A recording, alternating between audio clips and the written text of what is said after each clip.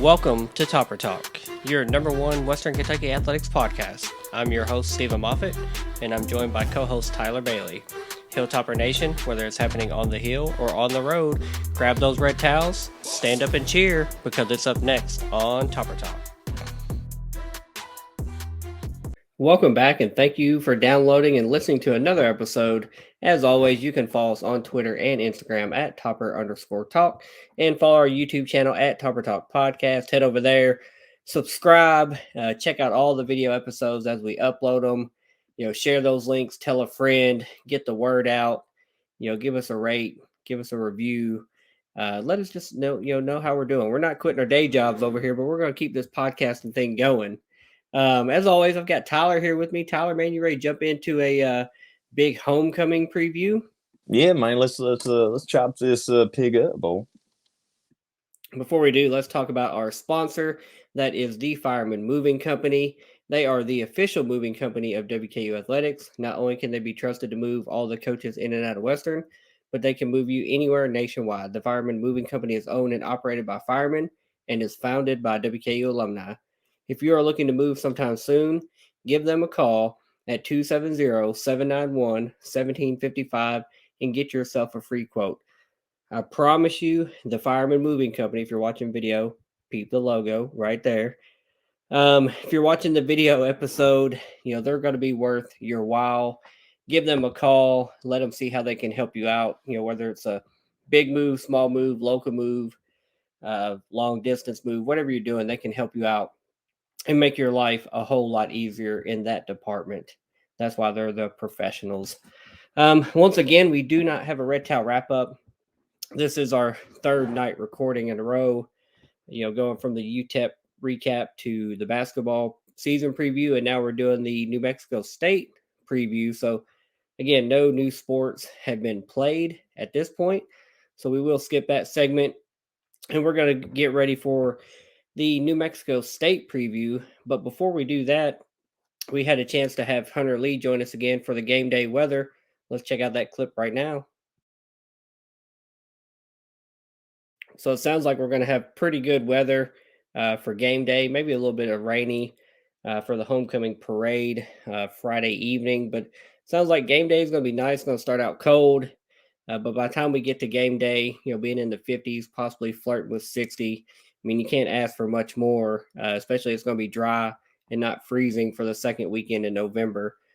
Hard to be mad at that. Good weather. Appreciate Hunter Lee joining us again, as always. Now, talking about this game coming up, we host New Mexico State this Saturday, 11/11. The kickoff is at 2:30 p.m. It's homecoming. And obviously, this homecoming is a little bit later than normal due to the midweek games that we had to endure in October. But the weather forecast looks like it's going to be a good, solid football weather day. WKU enters the game at 5-4. We are one game away from achieving bowl eligibility, while New Mexico State is 7-3 on the season and has won their last 5 games in a row. The game will be broadcast on ESPN Plus, and this is the first ever meeting between WKU and New Mexico State. Currently, we're a 4.5 point betting favorite with an over-under at 56.5. Now, the ESPN Football Power Index really likes WKU to win with a 73.8% chance. Now, before we jump into the stats and players and who to get to know and look out for New Mexico State, Tyler, just on paper, how does this game versus New Mexico State look to you? Well, I don't think New Mexico State has the team or has the steam to ruin Big Red's day on Saturday for homecoming. But if you look at their loss, all right, so there's 3 losses I've written down. Was they lost to UMass, which is terrible. They lost to Liberty, but that's Liberty 33-17, and then they lost to Hawaii by a score of 20-17. Also, Hawaii is not known for a quality football team, as we seen last year whenever we went over there and absolutely demolished them. But they are 5-1 in conference play. They have beat La Tech 27-24, UTEP 28-7, and New Mexico 27-17. So we shouldn't take them lightly, but I don't think we I don't think it's going to be a shootout just based on how I think they're going to play, and we'll jump into that in just a few minutes. But I think the Big Red's going to come out on top of this one. I hope so. Now, New Mexico State does come into this game averaging 27.8 points per game, and they convert third downs at a rate of 39.6%. Their offense is led by quarterback Diego Pavia. He's a 6 foot, 200-pound junior. He's 143 out of 239 on the season, good for 59.8% completion percentage. He has 2,116 yards passing with 17 passing touchdowns and 6 interceptions. He also has another 117 carries on the season for 659 yards, which is good for 5.6 yards per carry, and he has 5 touchdowns rushing on the ground. So pretty decent passer. The completion percentage doesn't blow you away, but he has a good amount of yards. Not quite a 3-to-1 touchdown to interception ratio. But then you look at that ground game, he's another mobile quarterback, which has given us fits all year, which has given us fits all decade, which has given us fits for all my 20 plus years of being a WKU fan. Um, so it's going to be a test. Diego Pavia is their leading rusher. Um, their leading wide receiver is Jonathan Brady. He's a 5'11", 190-pound sophomore. He has 26 catches on the season for 458 yards and 3 touchdowns on the season. The New Mexico State offense is averaging 222 yards passing per game and 204 yards rushing per game. So a pretty balanced effort there. You can see Pavia can hurt you with his legs. And then he has, quite a bit passing yards. He's not far behind where Austin Reed is, and he has over 100 less passing attempts than Austin. So really that threat of that ground game that he has and extended play with his legs, every once in a while he's sneaking balls over the top and exposing you for, trying to sneak up and stop him running the ball. So could be a tricky offense and a tough time for our defense. So I guess Tyler, jump in here. What are your thoughts on the New Mexico State offense and how it matches up with our defense? Well, their offense has given up 16 sacks on the season, and he has thrown 6 interceptions this season. So yeah, the offensive line's letting defenses get to him. But man, his legs and be able to get out of there is kind of scares me. Monte Watkins, the actual running back on the team, he has 46 carries for 527 yards and 2 TDs, and he averages 11.5 yards per carry. He's their second leading rusher. Their third leading rusher, Star Thomas. He has 81 carries for 430 yards and averages 5.3 yards per carry, and he also has 4 touchdowns. Going to wide receiver, this one kind of surprised me. Jordan Parker. He has 4 receptions for 194 yards and 3 touchdowns, and he averages 48.5 yards per catch, and his longest one is 63. So I mean, he don't get a lot of looks, but he scored on 3 of his 4 receptions. So, that's definitely a weapon that you may not want to focus on, but always keep an eye on him. Another thing, Elias Stowers, he's our backup QB. He has 24 receptions for 271 yards. Um, that's another person. If he's on the field and he ain't snapping the ball, keep an eye on him. Chris Bellamy, he has 14 receptions for 210 yards and 1 touchdown. And Thomas Whitford, their tight end, he has 8 receptions for 91 yards with 2 touchdowns. So, and Trent Hudson, I'm going through all the wide receivers. Basically, I'm leaving a few out, but he has Trent Hudson, he has 18 receptions for 328 yards, and he has 6 touchdowns. So that seems like whenever they get close to the end zone, he is one of Diego's favorite weapons. So I think our secondaries and all that should be able to at least limit some of them big chunk plays. But definitely got to keep a spy on that quarterback just to make sure he's not going to cut loose and go with it. But you do have to respect his arm and respect his legs. Yeah, it sounds like they've got a lot of big playability, whether it's Diego or their starting running back, averaging 11 yards a carry. wide receivers averaging, 3 out of 4 of their catches are touchdowns and just big plays, big explosive plays everywhere. A diverse offense that's it's balanced what they do, pass and run. Our defense gonna have to be ready, and hopefully our defense is getting healthy. I have heard some hints and some whispers of one of our injured defensive players possibly returning this week. We're not going to break that news, but be on the lookout. Can you do something for me? There might be a player back on the field, so we'll keep our fingers crossed. Somebody that can help shore up the back end there. Um, Now, defensively, New Mexico State is led by Keyshawn Elliott. He's a 6'3", 225-pound sophomore. He has 67 total tackles on the season, including 35 solo and 2.5 sacks on the year. Then I'm going to highlight a couple guys that again, are just getting to the quarterback a lot. They have linebacker Buda Paletti. He has 4.5 sacks on the year. And then defensive tackle Sterling Webb, who has 3.5 sacks on the season. So they've got a couple guys there that just really seem to get after the quarterback, get in the backfield, and cause some chaos. So obviously, that offensive line and keeping Austin Reed clean is going to be a big point of emphasis in this game, as they're going to be trying to apply some pressure and break up our plays before they can get started.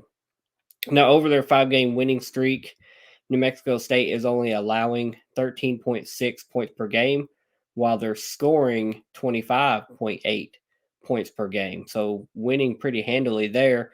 Tyler, what does this New Mexico State defense look like to you, and how does it match up to our offense? Well, New Mexico State, their defense has only had 25 sacks this season and only 3 interceptions. So they really ain't got many ball hawks in the secondary. And they have forced 7 fumbles, but only recovered 5 of them. So if they force one, there's a good chance they're going to recover. But interceptions, I wouldn't really be worried about that. Another player that you want to look at is Nikhil Webb Walker. He has 20 total tackles, 12 solo, 2.5 sacks, one forced fumble, and that Buddha guy Buddha Paletti, he has 2 forced fumbles as well. Miles Rouser, he's a safety. He has 53 total tackles, 30 solo, and 2 pass defended. And Jordan Vincent, the safety, he has 53 total tackles, 2 sacks, and 3 passes defended. So they can defend the pass, but when it comes to interceptions, I believe Reed will have a heyday as long as them wide receivers can get open or at least get some breathing room.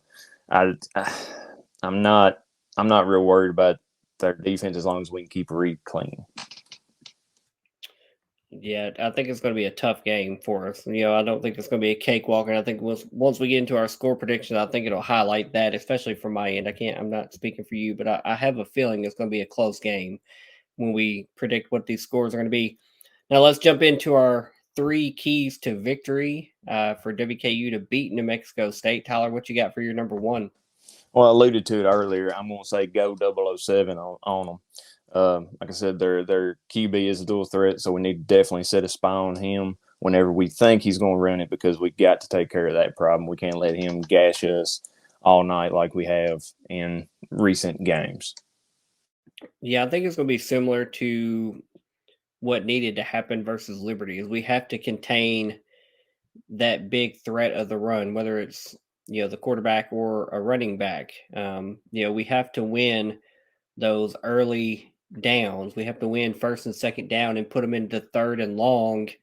Because if they get to third and short, third and 1, 2, or 3, they've got several options for how they can convert that. And if they get to fourth and 1, we've seen a lot of teams go for it and convert it versus us because we're really susceptible to the run. So I think my first key to victory is, we're not going to shut down the run. We haven't shut down anybody's run, so to speak, but we need to contain it and keep them behind schedule for some favorable down and distance situations, heading to third and fourth down. What's your second key to victory?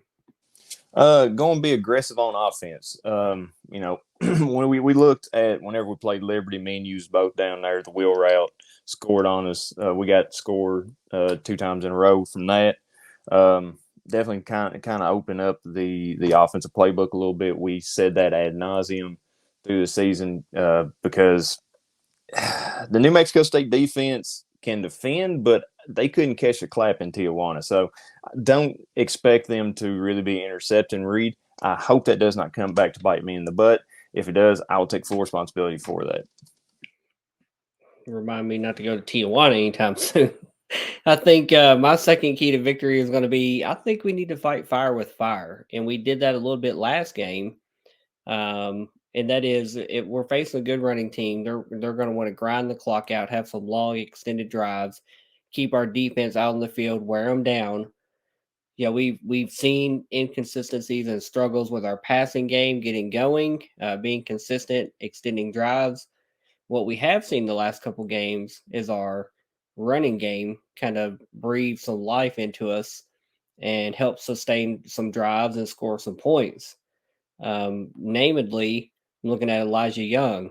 I think we need to put maybe more of an emphasis on handing the ball off to Izzy and let him do some damage with his legs. What we don't want to do is let New Mexico State have a long extended drive, whether they score points or not. If we get them to kick the ball to us after a long drive, they don't score.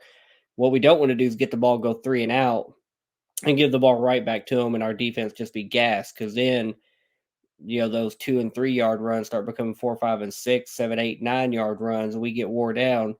And that's a losing game. So I think maybe not highlighting featuring the running game, but definitely leaning more on it because we've seen success from it. So if it's not broke, don't try to fix it. Let Elijah Young eat a little bit. Tyler, what's your third key to victory? Come hungry.